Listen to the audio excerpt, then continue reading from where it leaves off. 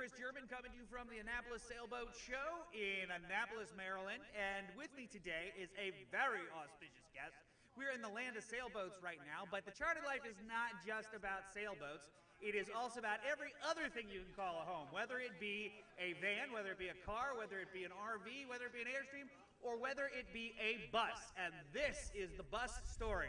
These are a family of 4 people that have decided they are sick and tired of life of the sticks and bricks and life beside the driveway, and they decided it was too much to spend life apart, so let's all live under the same roof, even if it has 4 wheels underneath of it. And so they built themselves a bus, and they hit out on the road, and they have been telling us tales which are heartwarming as well as entertaining and inspiring. And so this is the bus story, and with me today is Miss Jennifer Walensky. Jennifer, how are you? Good, how are you? I'm doing all right. We've got a heck of a windstorm blowing out here, so I'm screaming at the top of my lungs. Can you hear me? I can hear you just fine. Outstanding. Let's get this as loud as we can without a lot of reverb. And away we go. So, as I said to you earlier, we've had people that have been asking us questions to ask you. But first of all, let's hear your side of the story on things. Tell us how you decided the bus life was your thing, and how you decided to hit the road, and what that was all about. Well, my husband was a semi-truck driver to begin with, which actually kind of makes a lot of sense to a lot of you. But basically said is we were separated a lot. He was out basically 6 weeks at a time, home for 2 days, back out for 6 weeks. We wouldn't have any time together. And it started, at first it was okay, it was just the 2 of us, and the money was great coming in, it supported our family, but then all of a sudden, the kids are getting older, and they actually started going into therapy because they missed their father so much. It was really starting to affect our family. So we started taking some trips with him out in the semi-truck, which taught us that we are really, really good as a family together out on the road. We travel well. And then from there, it was just a roller coaster ride. One thing led to another. We were out on a trip to Arizona, and during that trip, we had the most amazing time, and the kids weren't even in school at that time. They were in school, but they were not because we took them out for this trip. And they learned more because we were sitting right on the Mexican border, Spanish and the culture. We learned more than they would have just sitting in school for like the 4 days on that trip. So all the way home from that trip back east, we decided we didn't want to go back to normal life. And as crazy as that sounded, we developed a plan during those miles of how we could do so. And even our friends and family, they did not believe that we were going to do this. They just laughed every time we said something. But next thing we know, we're selling everything. We're downsizing. We're getting an RV. We got into the RV and started full-timing. We have actually been considered nomads without having property or anything for 5 years now. But we've only been in the bus for 2. Basically, we got out on the road here and everything kind of changed. We learned about what we really like to do as we travel. We learned about off-grid living. At first, when we were out there, we thought RV parks was all we had the option for. Yeah. But that was kind of like living in a trailer park for us. We didn't like it. Yeah, we would rather be out in the middle of nowhere. So that's exactly what happened. We devised a plan. My mom actually said, why don't you convert a bus? And I laughed at her. I thought, no way could we convert a bus. And we bought a bus, August 2017 for $2,200. We put about 10 grand into it, and we hit the road in 3 months. And then we've been out here ever since. Wow. Just bouncing around, living. I mean, we have solar and everything that makes it off-grid. So, like I said, I'm sitting in the middle of nowhere right now in Utah, staring at a mountain range, talking to you guys. Well, I bet the view is absolutely beautiful, but I'm also wondering, you're exclusively boondockers, right? You don't ever make it to land to civilization if you can avoid it, correct? If we can avoid it, but the thing is it's better if you're going to live this lifestyle to be open to everything. Yeah. State parks are amazing. They usually highlight something really neat to see in the state, as well as national parks. Everyone knows that. But if you can get into a state park's great. Yeah. But it does, there's differences. It saves a lot of money. It's really hard for us to spend money on a campground now when we can have this for free. Right, I get that. Actually, I just shared a post on our Facebook page today. I forget who actually posted it, but I shared it. And it's the best trip you could take around the United States, bouncing from state park to state park. And it goes all the way around the Oh, United nice. States. And you guys have, you've really, I think, been part of sharing that idea with a whole new generation of people. And you're really inspiring that way. Oh, definitely. Thank you. That's what we are trying to do. Is we never planned on any of this, but this is such an amazing opportunity, and it doesn't. It takes a lot of work, but it also doesn't take a lot of work. All you really have to do is put your mind to it that you're going to do it. Take Yeah. that leap, and then once you get out here, most people will find out it is just absolutely incredible. Well, and I have to tip my hat to you because you guys have looked like you're having so much fun as a family. I've only caught a couple of your videos because you've only been on our channel for a couple of days now. Hmm. But the truth of the matter is that you've committed to a healthier lifestyle. You've committed to seeing more of the country. You've committed to being a better family together. I mean, I think you're living the new American dream in a lot of ways, and it doesn't involve four square walls and a driveway. Exactly. Exactly. You don't need. We don't realize it because I guess we've been in this cycle for so long with society that there is so much more than the 9 to 5, than public school, than the normal lifestyle that we consider normal. There's Yeah. so much more beyond that. There's a whole nother type of lifestyle out here. You just got to be willing to open up your mind to other possibilities. Yeah, that's right. You homeschool your kids, don't you? Yes, yep. And we started homeschooling before we even hit the road. A Uh-huh. lot of people think that was because we hit the road. No, it was a lot of things. We had some troubles, and you could go to the bus story and read more on that. But this is just the transformation in our kids, seeing them explore and discover out here. They're learning real life instead of just life in a book in four walls. Well, and I guess that's an interesting question because there's pre-bus life and there's post-bus life, and we could call it, whatever you want. Are you noticing that your children are benefiting from having this kind of traveling lifestyle? Absolutely. Absolutely. You cannot, there's a lot of things that you cannot get out of a book. I mean, there's plenty of things that you can, and I'm not saying that books aren't important and that education and schooling is not important. I'm just saying that there is just so much more that you can get if if I feel like the public school system needs to be revamped. So Oh, yeah. because just need to be outdoors, but that's a whole other subject altogether. Once you get out here and see the kind of transformation that it does do on children, there's so much less stress, and there's just we don't need the typical cycle. We don't need normal life. Yeah. Well, and also, I mean, just from the few videos I've managed to check out thus far, is your husband is terribly handy, and I would think being able to witness those skills in practical action to keep you on the road and installing the transmission and all the various sundry projects that he's done on that bus. That's an Oh, entire yeah. education in and of itself, which I think is very It marketable is. in this economy. And I think there is this observation by a lot of folks that they think that we are just kind of taking our kids along on a journey that where my husband and I want to go and have always wanted to go, and that's simply not true. Our kids are very, very much involved in day to day where they want to go and what they want to do, and every single thing we go and see is another opportunity to learn something. Well, that's As until the far as expose comes out when they're 25 years old, and they talk about the wooden hangers and all that stuff, right? No, I'm just kidding. I'm totally my kidding. my no, my biggest concern right now, and I was just talking to our daughter. She's 13, and she's really starting to grasp a little bit more of adulthood right now. And in fact, yesterday she just had her first driving experience out here on dirt roads, and was she's it was just it in loving the it. Suburban or was it in the bus? In the Suburban. Oh, okay. uh, yeah, not the bus yet, but but yeah, she is really grasping what this lifestyle means.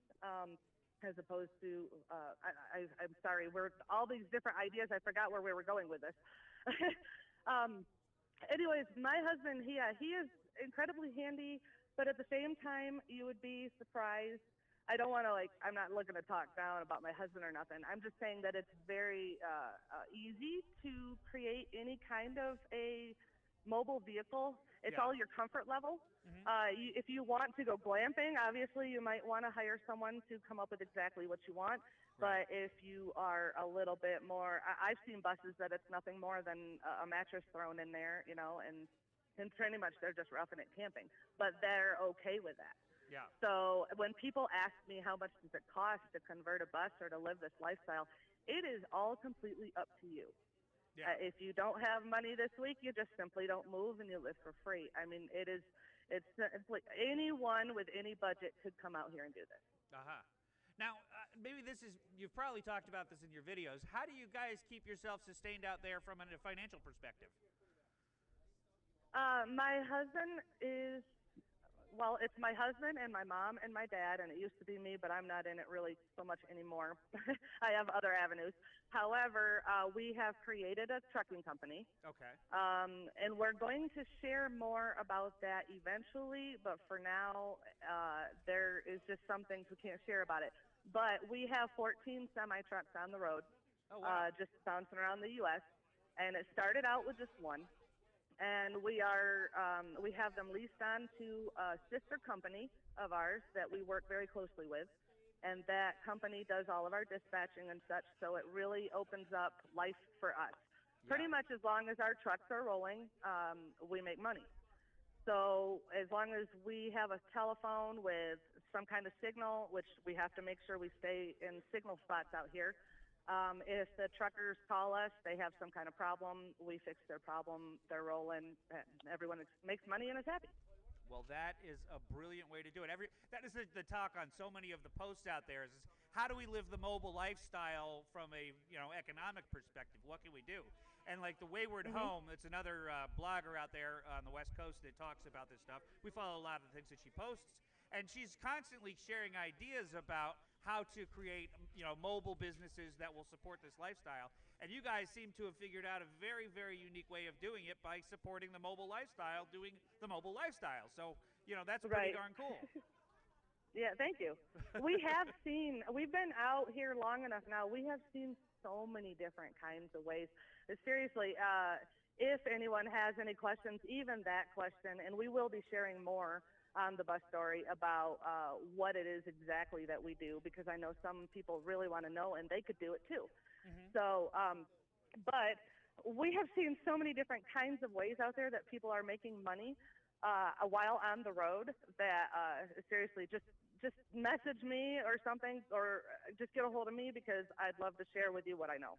Well, that's a great tip, and I will absolutely pass that on to my viewers and everybody else that's paying attention out in Facebook land.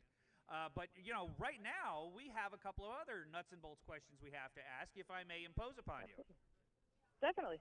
Well, we had a couple of questions come in on Facebook, and one of the top concerns is a lot of these folks, and we're planning on doing an entire show on this on Conversations at the Helm down the line, but it's health insurance. How do you handle the health insurance things when you are out there and riding around in God's country? Well, I was just speaking to my husband about this because I was afraid you were going to ask this. I'm sorry. No, it's okay. Out of all the questions to ask, that's probably not one of them. There are people who handle lots of insurance issues. We are not one of them, only because we don't have insurance. We are barely in the doctor's office. We have not been sick in over 4 years. Just being out in nature, I think, does that. Yeah. So we have no need to be in the doctor's, and when we do go to the doctor, we just pay out of pocket. Well, it's the insurance company of God. Yeah. So we really can't help as far as the people that are like, well, how do I keep insurance out here? All I can tell you is that we do have a domicile state. Everyone has to have a domicile state. It's the address that will be on your license no matter where you go. And that address is considered your home base, and that address, you have to follow the laws by that address and that state no matter what. Yeah. So whatever loopholes you can find through your state, to keep your insurance. That's exactly what I would do if I had to. Well, and that's exactly what we're So, hoping to do with the Charted Life at some point, is to answer this question and really provide a mechanism for people to live the mobile lifestyle. Because as I used to live on a boat and travel up and down the eastern seaboard, and if I had, a tetanus shot or I had to do anything, I wasn't allowed to go to a state other than my home state. I had to go all the way back to Connecticut to get a shot because I wasn't covered anywhere else in the United States. And that's something that's part of this new healthcare plan. And there's good things and there's bad things of it, but that's something we definitely need to address in a long term. And I don't want to talk our whole time about this, but thank you for your perspective on it, and may God be with you, and hopefully he gives you guys everything that you need, because I'm a firm believer in that. That's who we ultimately have to ask from. So good for you. Thank you. Absolutely. All right, the next question, which is also, I think is probably very similar to the same thing that you were talking about as domicile state, is what about mail? How do you get your mail on a daily basis? I'm actually dealing with this with a friend right now who's going to come out and travel with us for a little while. It's funny because the friends will actually get a hold of us who are just starting to travel, and they don't know the lifestyle, so they will want to kind of tag along for a little while and learn, and then they'll go branch off. So that's exactly what's happening. Mail, there's a couple different ways. We have a family member that we use their address as our domicile, and then a family member of ours goes through, basically throws all of our mail into a box, and then like once every other week or once a month, depending on your needs instead of ours. This is not exactly our personal experience, but it is. Yeah. Whatever you need. But anyways, we have it sent to the nearest UPS store, and they usually charge us like a $10 fee to receive it. But and there you go, we get our mail. There are also, let me first I'm winded. I'm very winded because I'm at 5,000 feet up. Oh, wow. So that's why I'm like, if it sounds like I'm barely breathing, that's why. I'm sorry. Well, take it slow. Take it slow. Yeah, sorry. There is also, there's services out there. She found one that I'm not familiar with, but I do know that there's like Escapees that has, it's different than the RV club, but it's also the same. Anyone can get the mail service. They can get their domicile state put to, I think it's North or South Dakota or Texas. Different programs have different domicile states that you would be connected to, but the point is it's a program that you can pay money into, and they will do the mail service for you. They'll do anything from checking your mail for you and like taking pictures of it and sending it to you, so that way you can figure out, well, yeah, I need this and I don't need that. They can go through it basically, or just throwing it in a box and sending it on its way. Well, it also helps to they have things set up. Pay off all your bills too, so you don't have all those 15,000 window letters that comes in every day. Exactly. We barely have it. That's actually a good point. If you are able to, before you go out on the road, make everything as digital as you possibly can, because we don't hardly have any mail at all. Yeah. So, but if we need something, if we need a package, and if you're staying in a campground, because everyone travels differently. Yeah. If you're staying in a campground, then usually the campgrounds will accept the mail. So just Google. This is the best advice I can tell you. Google mail service and it will actually come up. It's like Escapees mail service, and there's several of them that'll come up, different kinds, and you can just pick what's best for you. Well, that does definitely simplifies it a lot, and I'm hopefully that they're watching right now and they can appreciate all these things.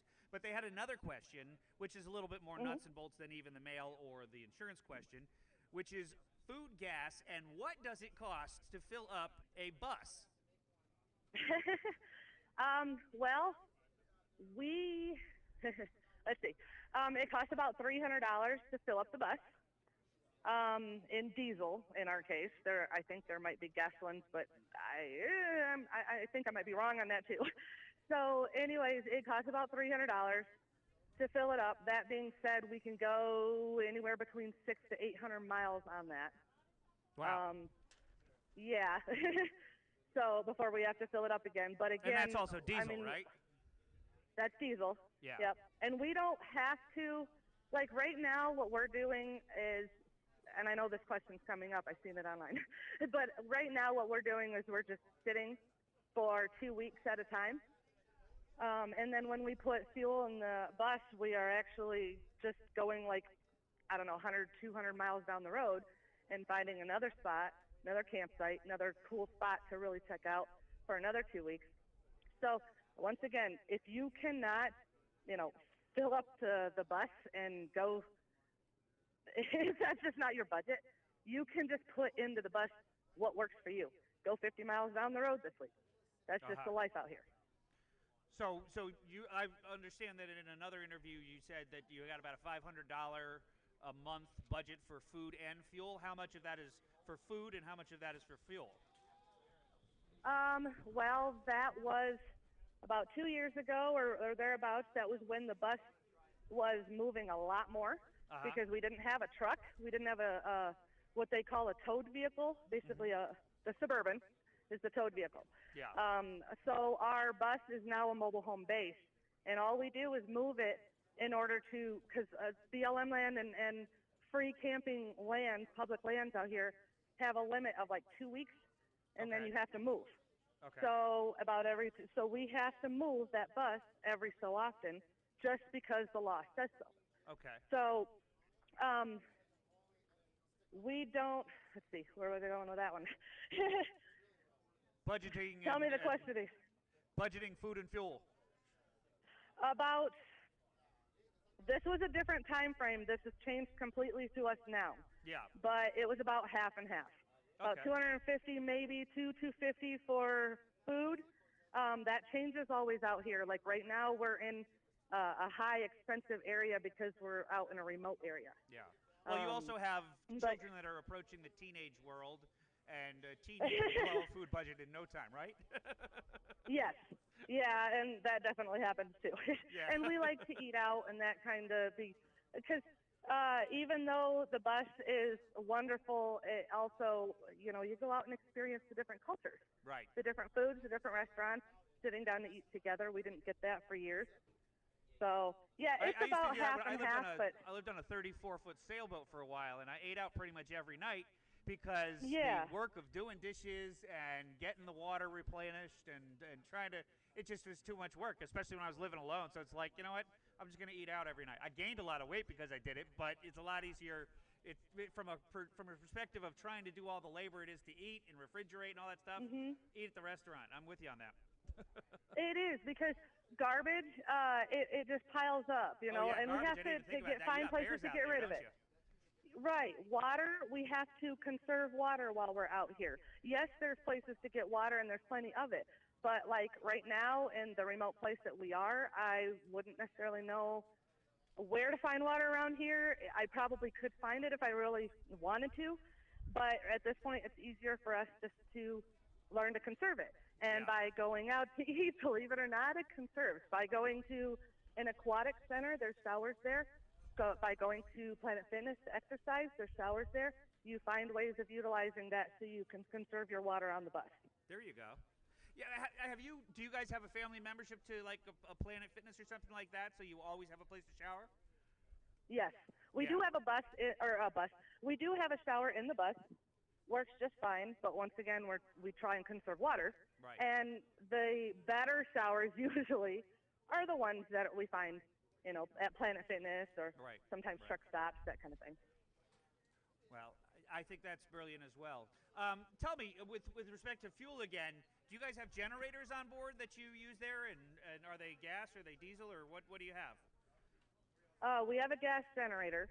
Okay. We have solar power for our primary power, but electricity, but occasionally you'll get, like, here it has rained practically every day we've been here.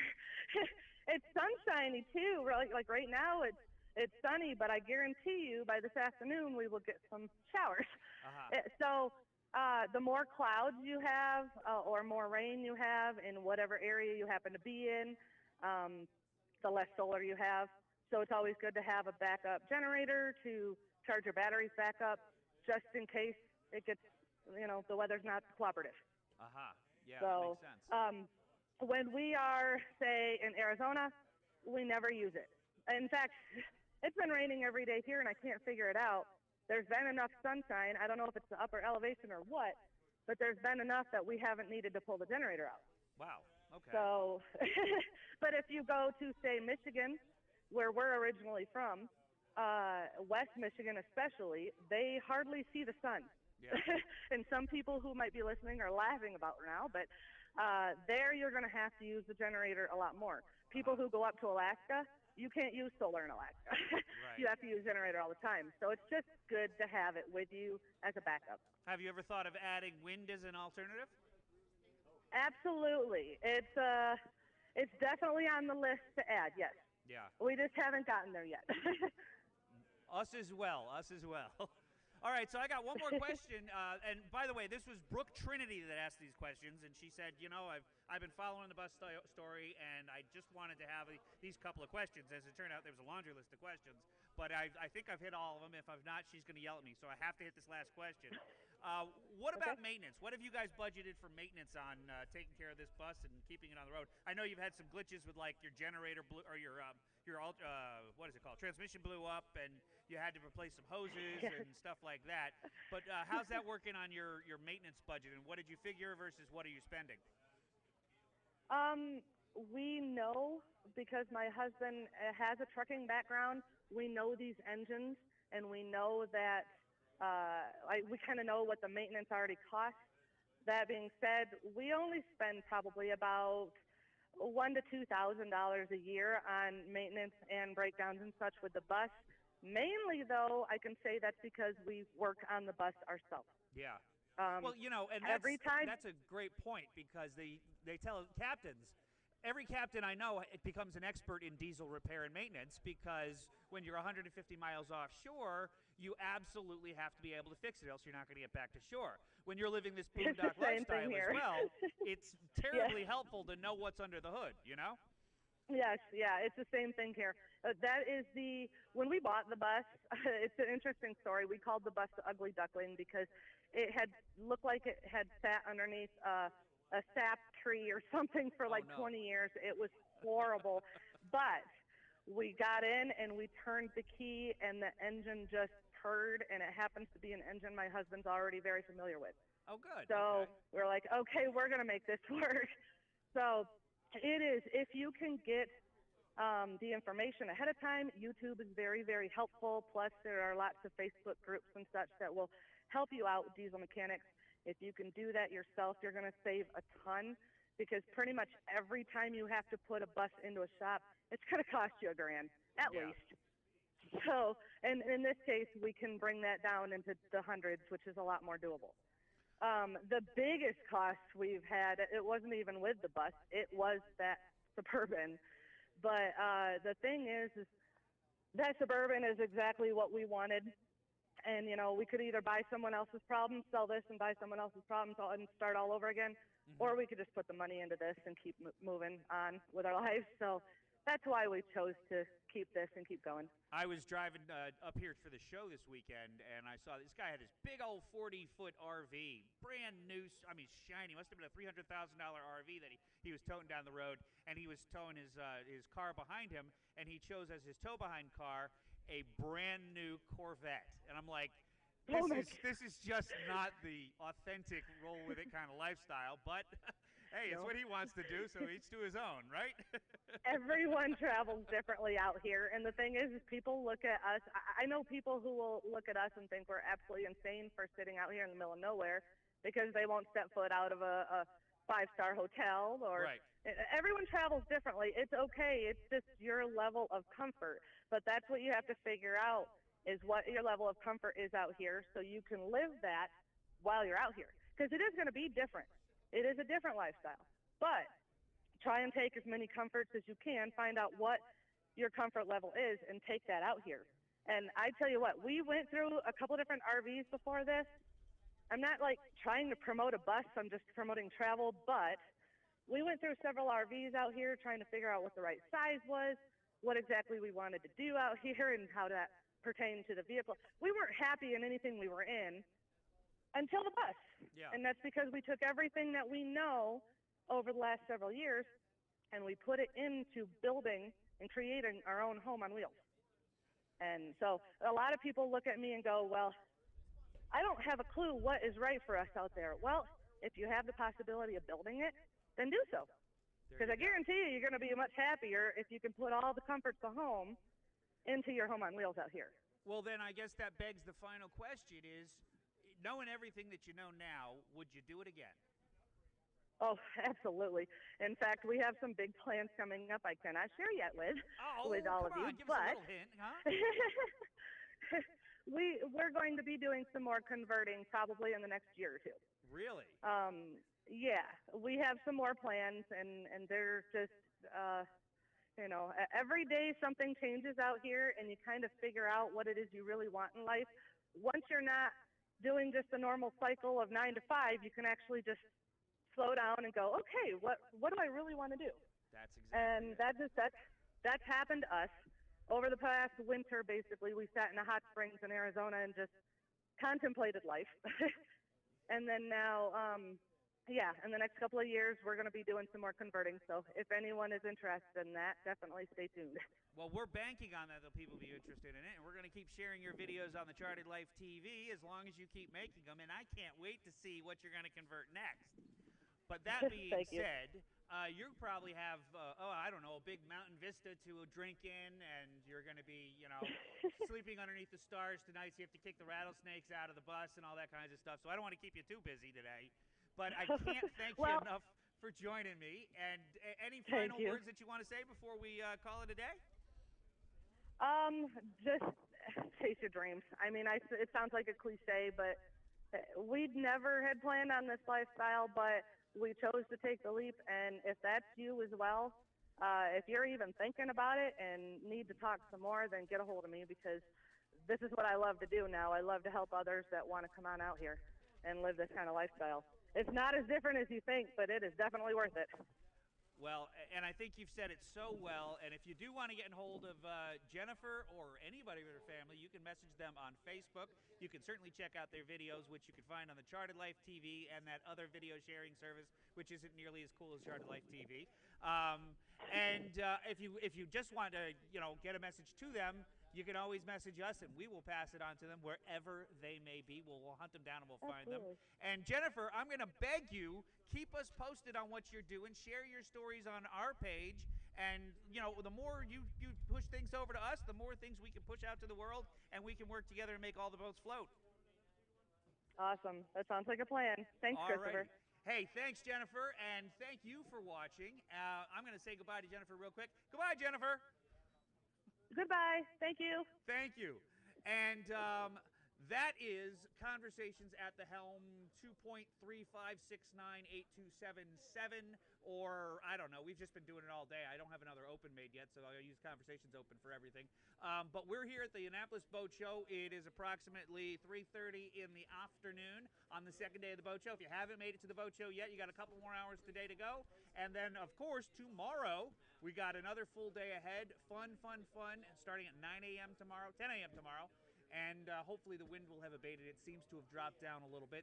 The last cow that hasn't blown by for at least 20 minutes or so, I haven't seen any children floating off into the atmosphere or anything like that. So we're probably dropping in the sunshine a little bit. So let me say thank you so much to Jennifer publicly for everything and for telling us all the stories and the tricks of the trade. If you are interested in living the mobile lifestyle on land, you will not find a better expert, and you will certainly not find a nicer person to talk to. Thank you, Jennifer, for talking to us, and thank you for watching the Charted Life TV all through this weekend at the Annapolis Boat Show, and we'll see you probably one more time today before we call it quits. But we're winding down here, and it is time to shut down the live feed for a little while. So make sure you keep your eyes peeled, because we're going to come back maybe. You never know. But we'll definitely see you tomorrow morning at 10 a.m. when we go live for the third and final day of the Annapolis Boat Show 2019 Spring, center of the sailing universe. For the Charter Life, I'm Captain Chris German. We'll see you in a little bit.